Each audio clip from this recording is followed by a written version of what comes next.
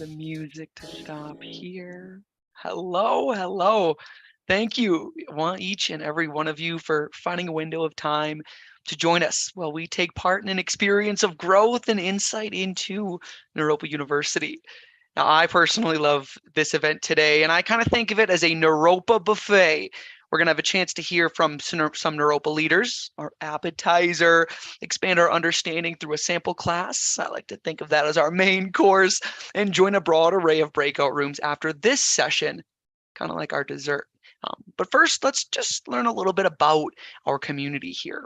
Founded in 1974 by Chogyam Trungpa Rinpoche, Naropa is the first accredited university to bring contemplative education to the West. Now, at Naropa, mindfulness practice is truly at the center of everything we do. And we believe that changing the world, it's something that starts from within. And whether you might be looking at a master's program, a bachelor's, a certificate, academic life at Naropa is complemented by self-reflection and learning to be mindful. And just one aspect of that contemplative approach and contemplative practice that's very close and near and dear to our hearts at Naropa is the Naropa Bow. This bow represents something unique to every community member. So there's no right answer, and this isn't the one way to do it. This is just what it means to me. And I invite you, if you'd like to take part in the practice with me and see what comes up for you, of course, with every contemplative practice at Naropa, if you'd rather observe as we take part in it, that is perfect as well. So with my Naropa bow, I always start by closing my eyes. I get a nice flat base, connect my feet back to the ground, take a moment to be aware of connecting back to the earth. And for me, it's a three-step process. My first part of the Naropa bow is more of a mental check-in.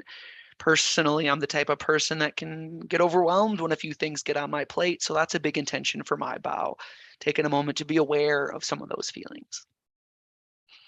Then for me, my second step is more of a physical check-in. Do I notice any stress or anything building up in my body?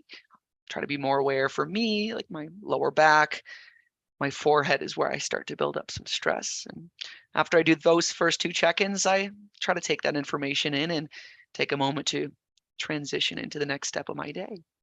When I feel centered, when I feel ready, a simple bow at the waist.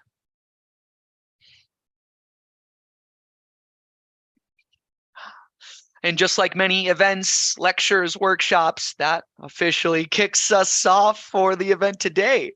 We spoke a bit about Chogyam Trungpa Rinpoche, our founder and leader of yesteryear, but now it brings me immense joy to introduce our current president, President Chuck Leaf. Just a bit about President Leaf. He was been president since 2012, but his impact on Naropa began long before that.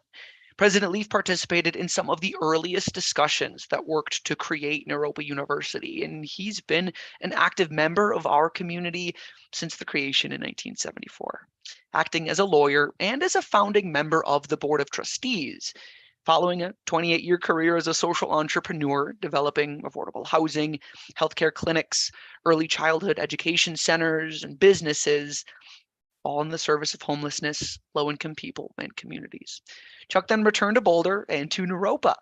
He and his wife, the Buddhist teacher and writer Judy Leaf, who led Naropa from 1980 to 1985, are the parents of two daughters, both of whom are Naropa graduates.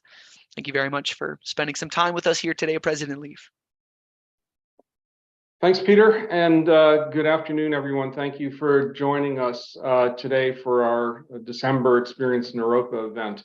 It's a pleasure for me to welcome you and also to express my excitement on your behalf that you're going to have a chance soon to hear from my colleague, Jamie Beachy, who is going to offer, we'll call it a sample class, but I think it will be a sample experience of what a Naropa classroom experience is like. Jamie and I are working closely together now because of the new initiative that I'm sure she'll touch in on during her class, working with psychedelic assisted therapy and psychedelic assisted chaplaincy, which is an exciting new field for Naropa to be exploring. And so you're lucky that you have this opportunity to spend some time with Jamie, and so I'll get out of the way pretty quickly so that can move along.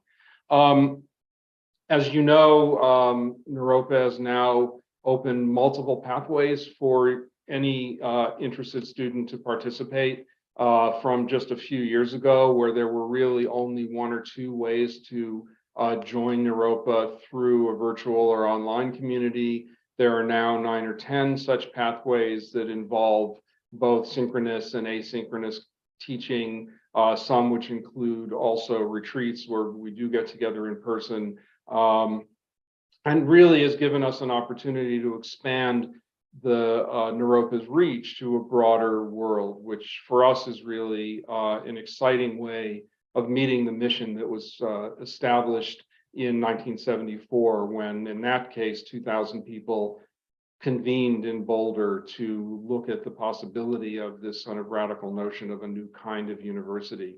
For us, the ability to serve a virtual world is actually very exciting. And at the same time, we remain fully committed to the in-person, on-campus, so-called residential style of learning. And so for those of you that are considering coming to Boulder, joining us here, be very sure that we are as committed to your experience here in community as we are to the increasing number of people who are joining us virtually. So both are valid, both are exciting, and I think our faculty have worked really hard to create those different ways of expressing community, but with no less amount of depth either way.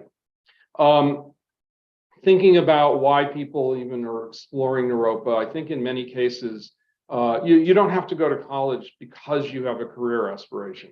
Attending university can also be a journey which one might want to take to simply be prepared to figure out what next steps are in the world. And that's actually exciting to us.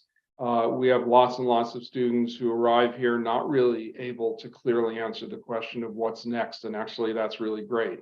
I would say let's discourage knowing too much about what's next until you know what's now to start. But for many of you, I know you may be looking at a graduate program, either in clinical counseling psychology or in chaplaincy or in fine arts and writing. And in those cases, we're very proud of what Naropa alums have done and are doing right now in the world of liberal arts, of public service, of the creative arts, of teaching, and of entrepreneurship of all kinds.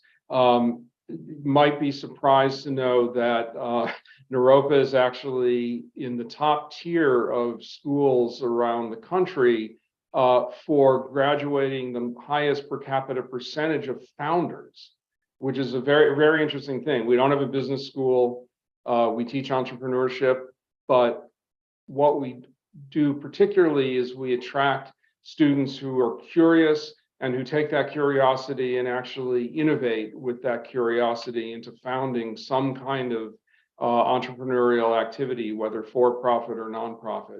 And when we first, I thought it was a typo, honestly, when I first got this notice that we were up there with some of the more predictable universities in terms of entrepreneurship. But then in looking at what our alums have realized that people have taken the tools that they have honed at Naropa and actually made incredible offerings to a broader world, and whether that's in the healing professions or in other kinds of entrepreneurship or in service, it's all innovative, and it all stems from, I think, an education where contemplative practices of mindfulness and compassion are embedded in the academic curriculum in a way that actually sets people up, I think, for great success as each graduate figures out a way to best serve in the world. And so whatever your gateway is, whatever your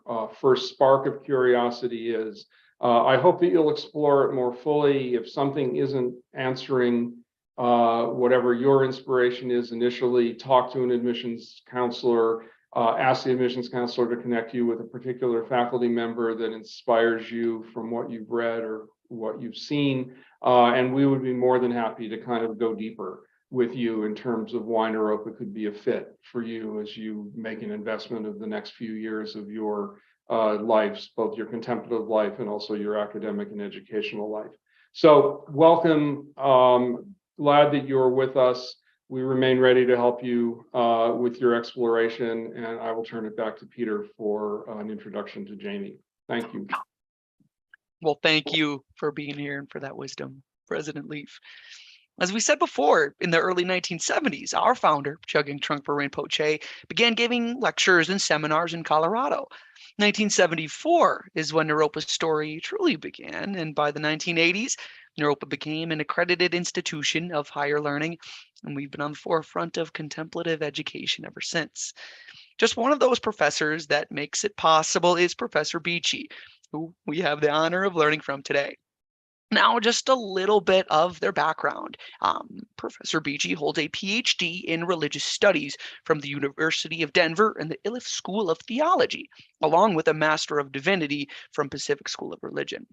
She's worked as a chaplain and spiritual care educator in diverse settings such as academic medical centers, trauma hospitals, and more. Jamie's interreligious background as a former Christian minister with a deep interest in Buddhism and indigenous earth-based practices serves her in the ever-changing field of professional chaplaincy. Professor Beachy is certified as an ACPE spiritual care educator, holds a certification in cognitively based compassion, and has a deep interest in the role of chaplaincy in the emerging field of psychedelic therapy. In addition to her role as an assistant professor, Jamie serves as a sub-investigator and co-therapist for the MAPS-sponsored Phase 3 MDMA assisted therapy research study right here in Boulder, Colorado. Jamie's also the director of education for Naropa's Center for Psychedelic Studies. Today, we'll be hearing from Professor Beachy, and we will have a small period of time at the end of the sample class today to maybe go over some questions. If you'd like to add a question, towards the bottom of your Zoom screen, you'll find a Q&A option. Please send over any inquiry to that chat. We'll do our best to connect you to that answer. So sample class questions we'll get to at the end. Admissions-based questions, we'll hopefully try to do our best to get to those in the middle of the class. But our buffet style appetizer is done, and now we're going on to that main course of our sample class. Today's sample class will be Emerging Pathways for Professional Spiritual Care, Eco-Chaplaincy, Movement Chaplaincy, and Psychedelic Care. We'll explore some emerging context for professional spiritual care that addresses climate change, systemic inequity, and the reemergence of entheogenic healing practices. Thank you very much, Professor Beachy. Thank you, Peter, for the kind introduction, and Chuck for your graciousness as well. I didn't realize, Peter, you were reading the very long bio, or I would have sent you a slightly shorter one, but I really appreciate your invitation to share some of my latest thinking around chaplaincy and the emerging professional pathways, for working in the world with a Master of Divinity is the program that I teach in most often. So again, I'm in the Religious Studies Department in Wisdom Traditions, and our Master of Divinity program is Buddhist based. And so all of our students in the MDiv program receive training in Buddhist meditation, but our program is also very interreligious in that probably not quite 50% of our students are practicing Buddhists in a devotional way. But all of us are very interested and invested in the insights from the Tibetan Buddhist tradition and how those insights are brought to bear in the practice of chaplaincy. So I have some slides to share, but as I'm pulling those up, I would really love to know who you all are here attending the webinar. So anyone who's willing, if you can maybe say hello in the chat and maybe let us know where you're from. And it would also help me to know if you're considering, a graduate program or undergraduate program, but it's not necessary. Would just love to hear from you if you'd like to say hello. I believe the chat is open. And if you have any other comments or, thoughts to share in the chat, you're welcome to post those as well at any time during the lecture. And certainly don't have to, it can be thoughts you have to share about something that I'm missing, or, something you would really like to have included. Welcome to Janelle and Timothy. We have people here from all over the country. Sarah in Denver, Alyssa. Wonderful. Saying a little bit about yourselves, that's helpful. This is really fun to connect with people from all over the US. I should also say that, and maybe we have some international folks. I can't quite read the chat. It's lighting up so quickly. I'm particularly invested in Naropa because my daughter is also a student here. She is in the contemplative psychology program as an undergraduate. Wonderful. Well, feel free to jump in the chat at any time as I'm speaking here. And also you can post questions in the Q&A as well, if that would be helpful. So as we begin, let's take a moment to center. You experience the Naropa bow, which is a tradition in most of our classrooms. You can also just take a moment to honor all of the experiences and mentors and all of the wisdom and even the obstacles and the inspirations that have brought you to be here now, thinking about Naropa University as an option for your future, as we just all hold space for each other for this very, this space of potentiality and opportunity. This is our very last day of this semester, so I'm also just aware of the ending that's present in bringing this particular semester to a close. But let's just take a few moments just to breathe and to honor the tenderness of thinking about, jumping into something new.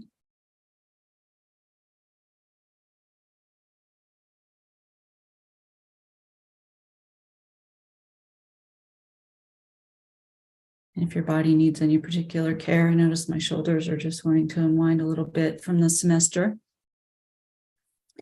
So please do care for yourselves during the next 45 minutes or so. I'm going to share my screen and share some thoughts with you about chaplaincy. So just relax and put your questions in the chat or the Q&A if that's helpful. And otherwise, just you can sit back and listen to some thoughts from one person's thinking about the field of professional chaplaincy.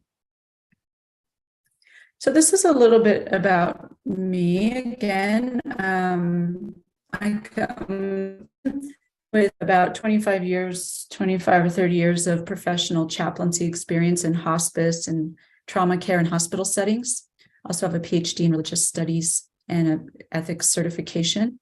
I'm faculty for the Master of Divinity program, mostly graduate students, and also director for Naropa's Center for Psychedelic Studies, the director of education, along with some other faculty leaders and administrative leaders, including our president, Chuck Leaf, who we're grateful to have as a partner and a guide for the development of our program.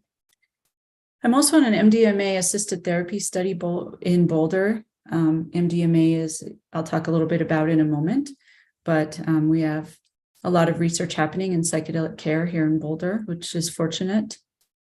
And then my, my own personal healing work is part of my biography as well. And all of the teachers and the mentors, the spiritual guides who have helped me along the way and who I've benefited from having known. I should include my parents on there. That would be gracious, I think. So here, chaplaincy is, this word is used in a lot of different ways. But originally, this word comes from this idea of tender of the chapel. And the interesting thing to me about chaplaincy over time is that this understanding of, what is the chapel that we're tending, that has really changed over time as the field of chaplaincy has evolved. And so, whereas in the religious traditions that chaplaincy emerged from, mostly Protestant, Catholic, and to some extent the Jewish traditions as well, this idea of chaplaincy was more located to a place like a church or a chapel or a synagogue. And now and then it sort of evolved and grew into, well, chaplains then also are present in military contexts or maybe in hospitals. And now chaplaincy is evolving even to include, psychedelic therapy clinics and protests, as they're, when people are out on the street protesting, particular, like the George Floyd protests. There were some chaplains present who were tending to people there, and also chaplaincy has really evolved from being solely about religious care more to broader understanding of spiritual care. So I'll get into that a little bit more. But here's an image of a chaplain in a healthcare setting from the New York Times. This is a pretty good representation of chaplaincy, what it might look like in most parts of the North American context, anyway, at this time and place. And with the COVID pandemic, chaplains really there's a lot more articles and a lot of discussion about chaplaincy and the role of chaplaincy since that crisis, moment in our shared history together.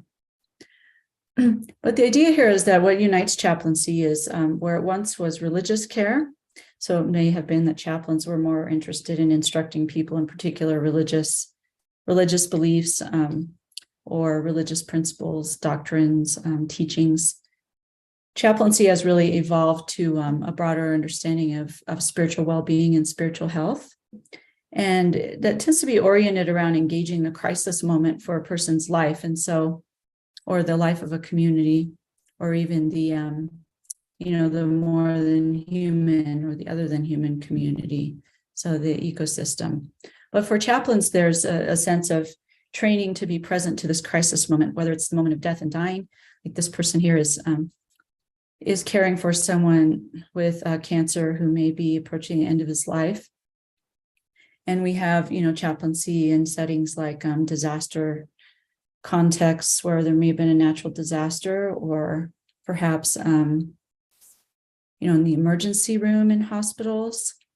There are chaplains who might respond to other kinds of tragedies and sudden crises, as well as, births and celebrations, which are transitional moments in and of themselves that can have an element of crisis or transformation as well. And so our spiritual practices really are influence the way that we offer care in the crisis moment. But we're very trained, in the professional chaplains are trained to be present to people of any religious or spiritual background and people who don't identify as religious, recognizing that there's a lot of ways to make meaning. And sometimes those meaning-making worlds are not particularly religious in nature. So professional chaplains have a year of clinical training. Again, we're trained to be present with suffering, death, and dying, with spiritual reflection, compassion, ritual and contemplation and practices, and then learning how to assess, spiritual and religious belief systems and to intervene in hopefully helpful ways, as well as, ethical accountability. So ethics is a big part of chaplaincy as well. So here, it's important to name that healing traditions, extend into our ancestries by thousands of years, before chaplaincy was ever anything. And chaplaincy really did arise out of religious care, and mostly again from the Christian traditions. But there is a movement that I don't have enough time to go into really at length, any length here, but just to name that there's a recognition of indigenous traditions and the lineages as lineage holders for healing traditions that precede chaplaincy and often contain a lot of wisdom that has been lost or even, eradicated, or there's a real painful history of harm when it comes to religious leadership and religious leaders in the U.S. and indigenous communities in North America and Canada and elsewhere as well. And so there's recognition that a lot of healing needs to happen for for right relationship to become possible. And that there are some traditions that have much more sophisticated ways of understanding health and healing and spiritual well-being that we are only beginning to, I'd say we just as a profession, chaplaincy is only beginning to really understand and appreciate with the kind of depth that these traditions deserve, and also, with a capacity to heal from the cultural traumas that were inflicted on people, and including, if you go far enough back, perhaps some of our ancestors as well. There aren't many. So this is just a picture of, this is a woman who I had the privilege of studying with, Grace Sesma Alvarez. And this is her website, curanderismo.org. She spends some time in Netherlands, which is where I live, above Boulder here in Colorado. And she teaches these medicine baths that I've practiced in my own practice with her permission. And so there's some opportunity, for partnering and for trying to heal some of this history. And also to reconnect with some of the wisdom from our own ancestries, those of us who descend from North American or from a Euro-American context. So there is herbal wisdom and a lot to be recovered from our own traditions as well.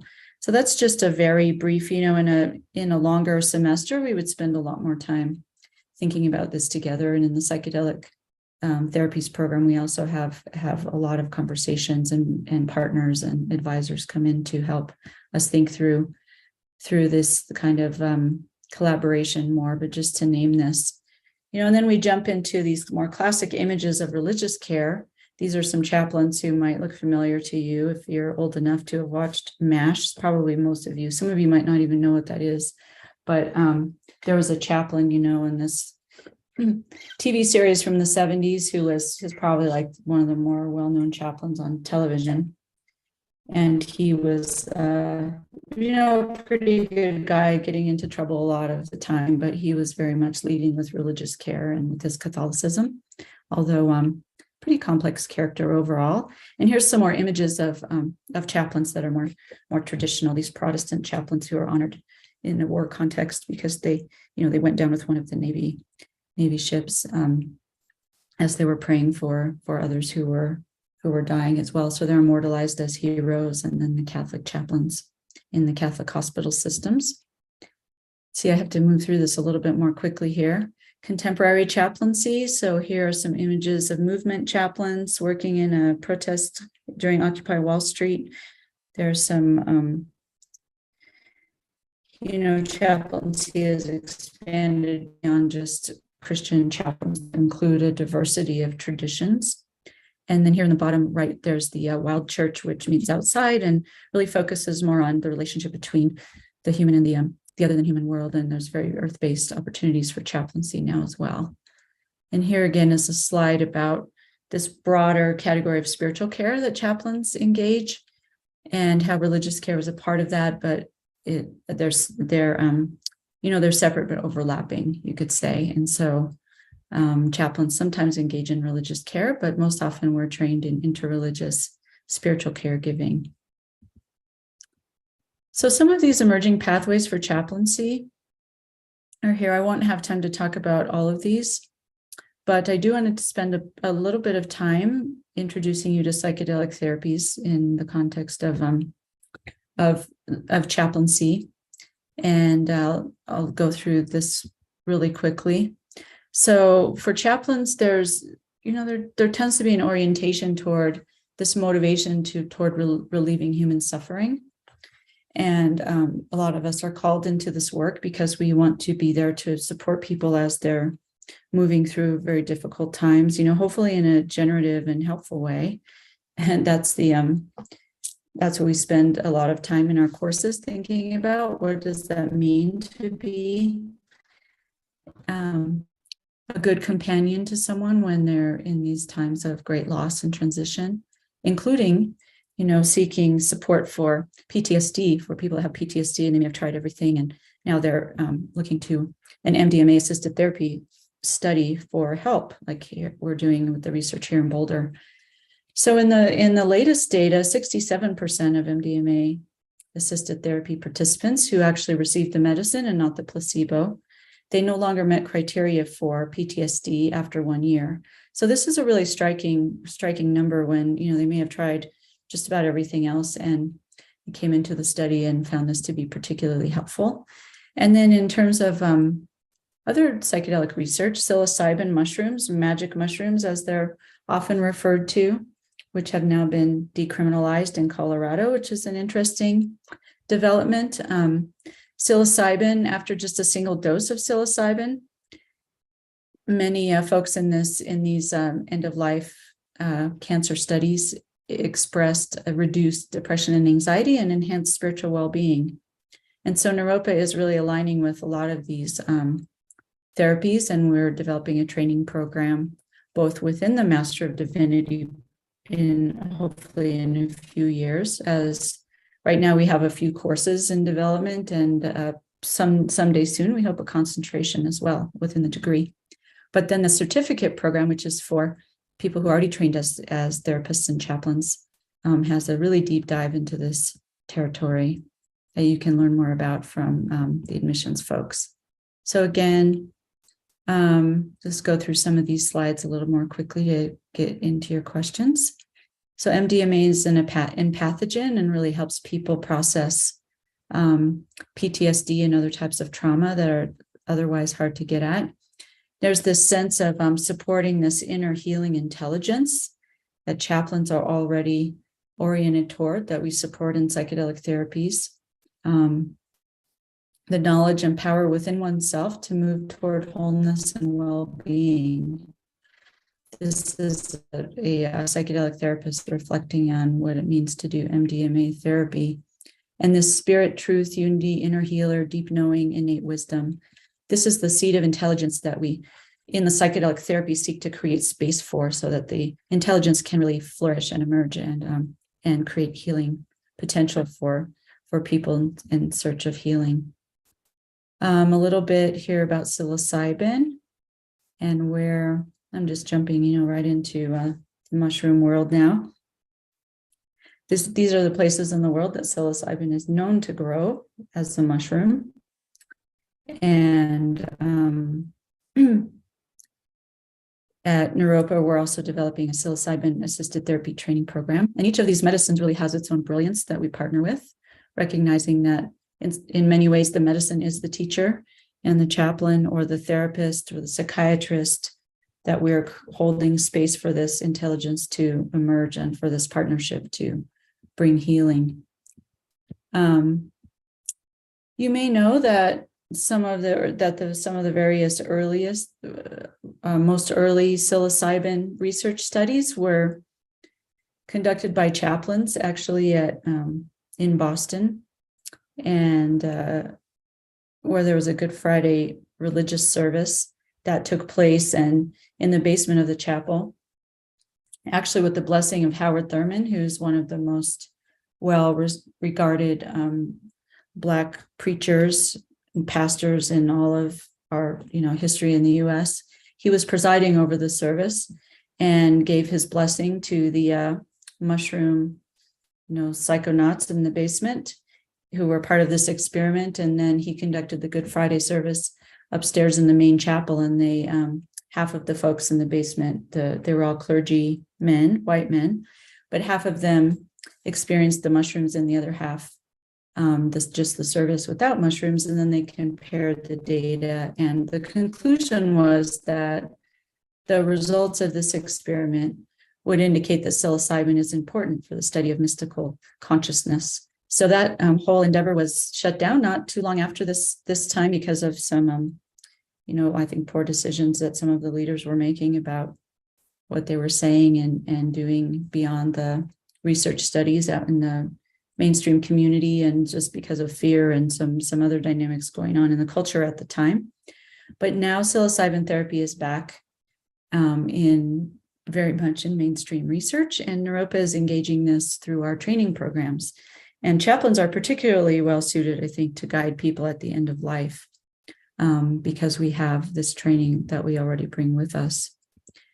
This is just some data around unaddressed end-of-life needs that cancer patients name that are sometimes addressed through psilocybin therapies, making meaning, finding spiritual resource, overcoming fear.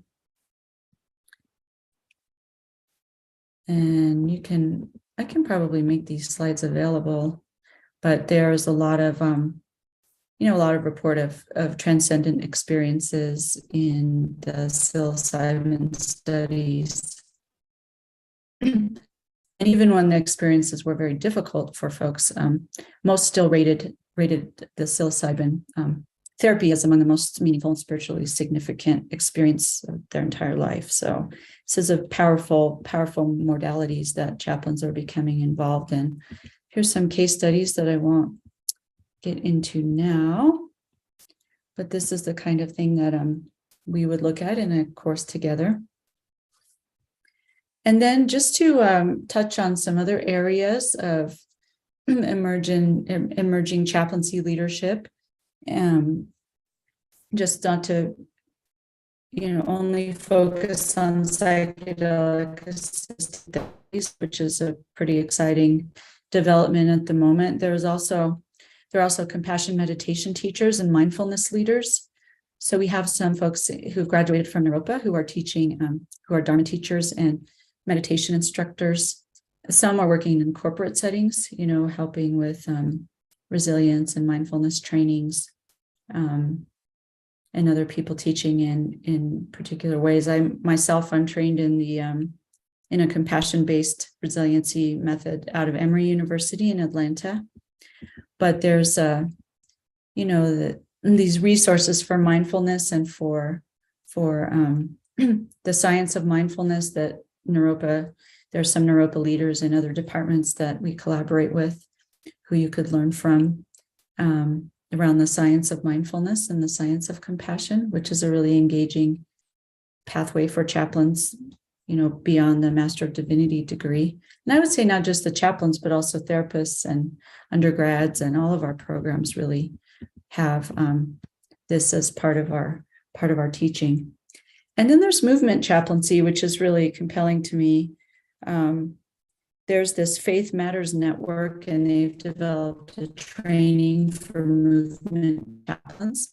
And so movement chaplains are chaplains who identify themselves somehow as a chaplain. Sometimes the Christian chaplains will wear like a collar or a t-shirt or something that indicates that they're available as a chaplain out in the field, and they'll participate in movements and then care for people who are struggling. And that might be because they were harmed by tear gas, or maybe there's some kind of a conflict, or just people are experiencing adversity out in the field, of fatigue. In the Occupy Wall Street settings, people were just out there for so many days, and there was a community that developed, and chaplains became embedded in that community and caring for people, and listening when folks were having a hard time, or helping people decide when it was time to leave and come back, and attending, in kind of like a spiritual first aid capacity. And so there are some trainings and some opportunities for chaplains to move in this direction, which is becoming more important, I think, over time, as we think about the importance of social engagement and spiritual care. And then again, I mentioned the wild church movement. So there's this return to nature as spiritual practice. So they're eco-chaplains, thinking about not only our relationship to the earth and to the indigenous communities and healing those relationships, but the fact that we're in this climate change crisis, and that there's healing that needs to happen between the human community and the land, regarding the sentience of the as Robin Wall Kimmerer would say. She spoke at CU last week. I was able to hear her talk about the more than human world. So the other relatives who we live on this planet with, and how to be in best relationship with them, and how to find our place in this community in a good way. There's a whole opportunity for chaplaincy to move into that direction. And we have folks in our program, one woman who does rituals to heal the land and to offer grief to the land. So grieving rituals for kind of reconciliation that are very powerful and, done outside, and obviously in, with a lot of ritual, and she's trained in some earth-based traditions. So those are just some of the trajectories. And usually in class, I could see your faces. I'm not seeing your faces here at the moment, but I do have have your names here in the chat. And I see that we have folks from a lot of different interests. People interested in the MDiv program, perhaps in some of the therapy programs. So I would really love to hear from anyone who's interested in maybe raising your hand, or I see Peter is back on screen. And Peter, you're more than welcome to respond to anything I've offered in the lecture if you'd like to. Just wanted to create a little bit of time before we have to move on to the next thing for more of a conversation.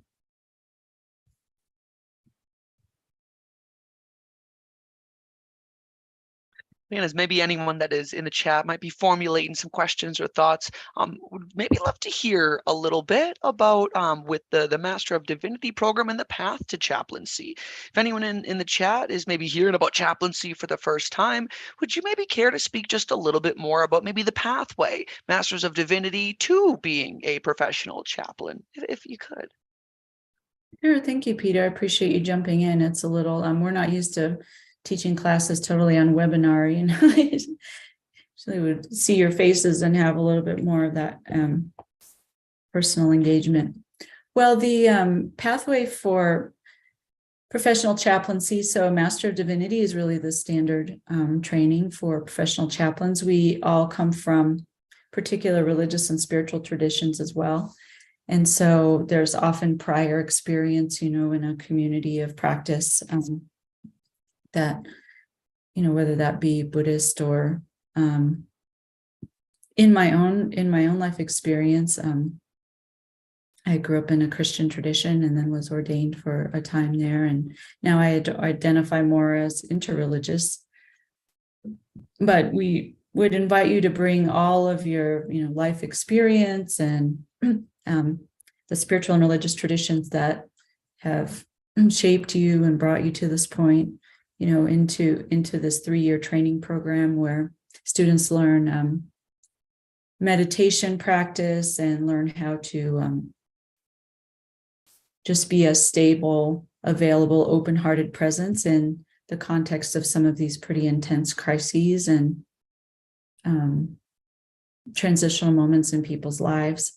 And so the 3-year program is a lot about just developing one's capacity to be available in that way through the theology courses and also the meditation practice courses, through training. So at Naropa, we are happy to be developing some internship opportunities in some of these creative pathways. So we have, eco-chaplaincy internship opportunities. We have some, we're looking at psychedelic assisted therapy internship opportunities in ketamine clinics or in, legal contexts where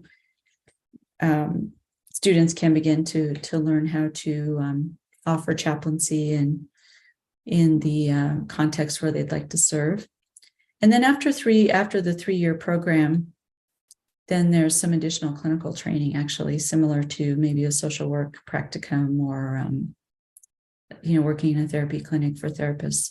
And so chaplains have to gain this real life clinical experience. And then at that point, there's the opportunity to be certified and then to be part of this professional network of chaplains that, can work for hospices or hospitals or some of these more innovative kind of contexts for care.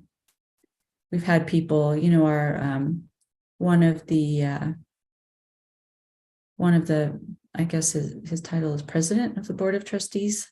Tyler Norris is a graduate of our Master of Divinity program, and he's a very entrepreneurial, minded person and brings his chaplaincy training into all of the business settings where he works, and he's also really active in the psychedelic assisted therapy and psychedelic studies community.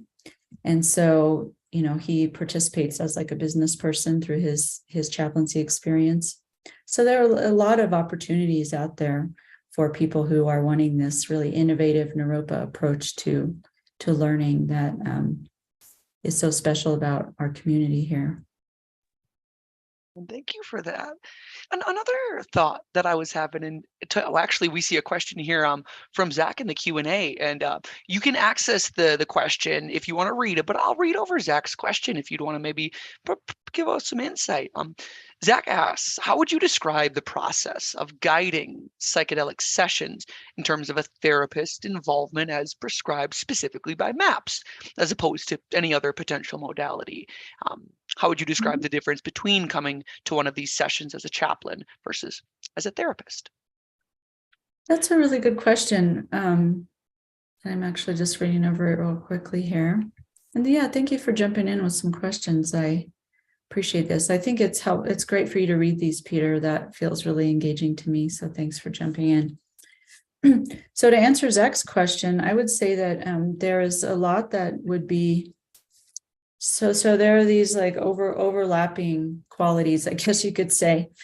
Chaplains are trained to be compassionate and available in a really stable, open way, so that we're non-reactive and able to really, help people when they're in distress rather than adding more distress to a situation.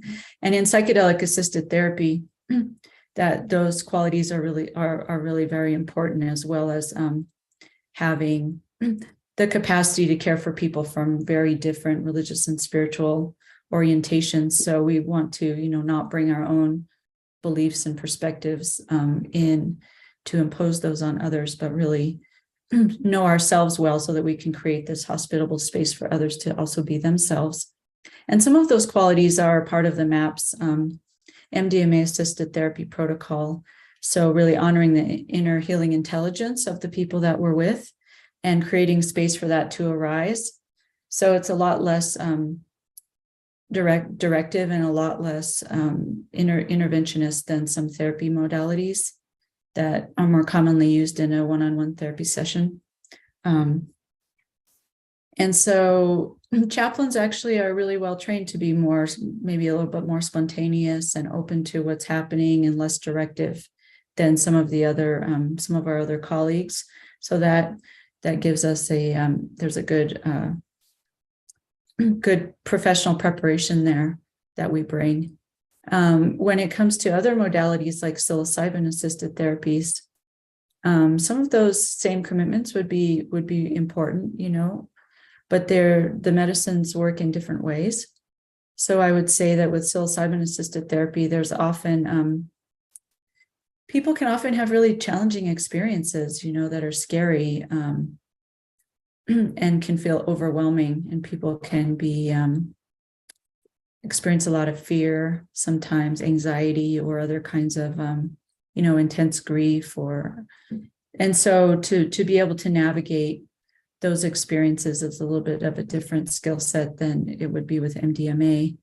MDMA can also bring up those emotions, but because of the support of the medicine itself and the support with just the serotonin, or I'm not a physician or a chemist, so I shouldn't try to explain how MDMA works exactly, but there's a lot of support and people tend to feel less fear. That's what MDMA actually does, is reduces the fear response so that it's easier to work with the traumatic memories and things. And that isn't necessarily how, that isn't so much how psilocybin works. And so they all have their brilliance, and to work with the medicine with skill and with experience and with knowledge is really important. But like a lot of fields, I'll just say this will be the last thing I'll say. In a lot of fields, they're interdisciplinary teams, and that's really the ideal. So you could have a chaplain and a physician and maybe a social worker and a therapist. Maybe they're all part of a team, and then two of them might sit in the therapy session, but kind of advising with the others. And ideally, there's also, real attention to diversity and inclusion and, awareness of racial trauma and some of the traumas that are all of the different kinds of traumas that might be active in a session, and the power dynamics and all of that. So ideally, there are teams of people who are really skilled and bring their own particular brilliance into the space. So that was a long answer to a question there, but do you want to present one of the other questions? Yeah, that'd be lovely. I think we do have some time. And then Tika just messaged in, were you led away from the Christian chaplain pathway into the integrated pathway, or were you awakened to other spiritual pathways to meet the needs of others in hospice? I would say both of those interpretations of my experience might work pretty well. I think that a lot of chaplains, over time, we have the benefit of learning from and being present with people who bring their own spiritual resource and their own religious, wisdom into their experience. And so I grew up in a fairly, limited way in terms of having time or meaningful relationship with people outside of the Christian tradition. But as a chaplain, I really, through working with peers and also just the clients and the patients that I knew when I was learning about chaplaincy in Seattle and working in hospice, just listening really deeply, learning to listen deeply, it has a way of transforming, the listener. And that's actually how we teach listening at Naropa now, is to listen deeply to the extent that, you are willing to be undone almost by what a person might be sharing, and willing to grow and change and meet the person where they're at. And so that discipline over many years for a lot of us in chaplaincy changes our metaphysical belief systems and our commitments and our understanding of the world. And for me, it's just been a really beautiful opportunity to become more whole as a person myself, have more of a rich inner diversity and appreciation. And what I've become most convinced of is the necessity for anyone in a helping profession or a teaching profession to really take seriously the relationship with the between humanity and the other than human world, because we are in this time of crisis where so much healing is needed, and also recognizing some of the harms that have been done to those earth wisdom carriers. And so we're in a time where I think all of us have a responsibility for that, and there's so much to be healed and to be to learned, I guess, if we are able to put ourselves in that kind of learning space.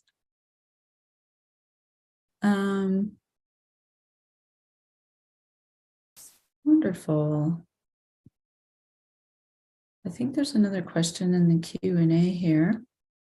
Yeah, and David just messaged in and asked, what do you see as a possible pathway for someone interested in becoming a psychedelic guide, or maybe like a psychedelic assisted therapist? Right. So there are a lot of pathways, actually, and we're in a really interesting time where these pathways are emerging and they're being clarified. So I guess the most traditional pathway would be, to train to become a psychiatrist and then specialize in psychedelic assisted therapy, or train to become a licensed therapist, which, Naropa has many programs you could consider that would, prepare you for licensed work as a clinical therapist. And those would be maybe the most traditional pathways, but chaplaincy is also emerging as a pathway. So there are a group of chaplains we meet every month, and several folks are in research studies or working as clinicians like I am as chaplains in psychedelic assisted care. Tend to be, we tend to be most welcome into end of life care and palliative care contexts. There are a few of us working in MDMA assisted care. And then there are these other pathways that are really interesting that Naropa is definitely engaging and supporting, So there's the decriminalized use. And so Oregon and Colorado have recently passed legislation that has decriminalized psilocybin in certain ways. In Colorado, personal use of psilocybin is decriminalized. I'm not sure when the law is officially signed into being. I think any day now, that will be the case. And for folks, I think you have to be over 21, and then there are also the capacity to share medicines, and then there'll be regulated use, which won't be part of the FDA process or the medicalized process, but people who want to serve as guides with the psilocybin mushrooms. And there will be a pathway in Colorado for that, and also in Oregon that's being developed. And how that will look is not altogether clear. In Oregon, it will have to be in a particular healing center. In Colorado, that doesn't seem like it will be the case, but there'll have to be certain training, that's validated, and preparation that the community agrees on. And so all of those conversations are happening right now, which is really interesting. And we have some leaders like myself at Naropa who are really participating in that conversation in a really here and now way. I mean, it's like the emails are coming in as we speak about how this will unfold in Colorado, and how Naropa will be able to contribute to the conversation and also develop trainings that will address the needs. So there's a lot happening, and Naropa is one of the places to be, I would say, for this emergent possibility for professional leaders. So it's an exciting time. And emerging is a perfect way to put it. And we're grateful and very thankful to have leaders like you at the forefront of some of this work, and an exciting time to be involved. I see that we do have one other question that was recently asked that we unfortunately won't have time to get to. I see my colleague is typing out an answer, but for that question about the psychedelic assisted therapy program, different pathways, it's great to reach out to admissions@naropa.edu, and we'll get you connected to the right people, some pathways and different pages of information. So thank you very much, Professor Beachy. Is there absolutely anything else that you'd like to throw in as some closing notes before we transition our event today? I would just close with gratitude, gratitude for all of you and what you bring here to this moment. Gratitude for you, Peter, and those who've planned this event, and all of the admissions folks, and everything that it takes for Naropa to welcome new students into the community. So if you want to join me, you're welcome to just end with a moment of gratitude to, also the guides and the teachers and the plants and all of the support that makes it possible for us to be here now and to be considering these possibilities together. Thank you, and I hope to see you at Naropa in the future. Good luck. And thank you, Peter. Oh, of course. And thank you.